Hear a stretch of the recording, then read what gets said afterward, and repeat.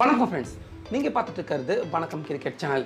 இப்போ நம்ம என்ன வீடியோ பார்க்க போகிறோம் அப்படின்னா, இன்னைக்கு நம்ம சென்னை சூப்பர் கிங்ஸ் அணிக்கும் சன்ரைசர்ஸ் ஹைதராபாத் அணிக்கும் இடையே 33வது ஐபிஎல் ஆட்டமாக ஹைதராபாத்தில் இன்றிரவு நடக்க இருக்கு. இப்படி இருக்க இன்னைக்கு நடக்க போகிற இந்த ஆட்டத்தில் நம்ம MS தோனி சன்ரைசர்ஸ் ஹைதராபாத் அவங்களோட பந்து வீச்சை நாலாபுறமும் சிதறடிக்க போறாரு அப்படிங்கிறது இப்போ தெரிய வந்திருக்கு. அதாவது ஏற்கனவே கடந்த வருடம் நம்ம MS தோனி அவரோட தலைமையில சன்ரைசர்ஸ் ஹைதராபாத் அணி கிட்ட விளையாண்ட 4 ஆட்டங்களுமே நம்ம CSK அணி தான் வெற்றி பெற்றிருந்தது அப்படிங்கிற விஷயம் நிச்சயமா பல பேருக்கு தெரிஞ்சிருக்கும். இப்படி இருக்க இதுவரைக்கும் சன்ரைசர்ஸ் ஹைதராபாத் அணியோட கேப்டனா இருந்த புவனேஷ்குமார் அவருடைய பந்துல 49 பந்துகளை இதுவரைக்கும் விளையாண்ட நம்ம MS தோனி அதுல 87 ரன்களை அடிச்சிருக்காரு. மேலும் இதுல முக்கியமா கவனிக்க வேண்டிய இன்னொரு விஷயம் என்னன்னா, இதுவரைக்கும் புவனேஷ்குமார் அவரோட பந்துல நம்ம MS தோனி அவுட் ஆனதே கிடையாது.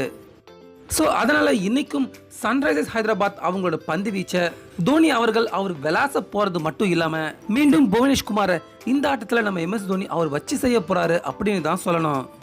அது மட்டும் இல்லாம சன்ரைசர்ஸ் ஹைதராபாத் அணி இதுவரைக்கும் அவங்களோட ஓபனர்கள் டேவிட் வார்னர், பிரைஸ் ஸ்ட்ரோ அவங்க இருவருமே பவர் பிளே முடிகிற வரைக்கும் ஒரு நல்ல துவக்கத்தை தான் இதுவரைக்கும் கொடுத்துக்கிட்டு இருக்காங்க.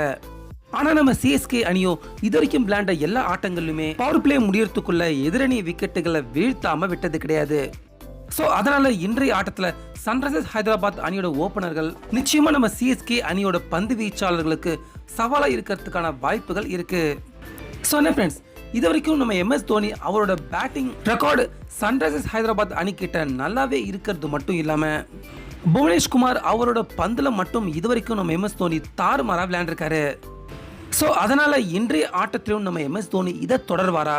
மேலும் சன்ரைசர்ஸ் ஹைதராபாத் அணியோட ஓபனர்களை நம்ம CSK பவுலர்ஸ் பவர் பிளே முடியறதுக்குள்ளே அவங்க 2 பேரையுமே தூக்கிடுவாங்களா?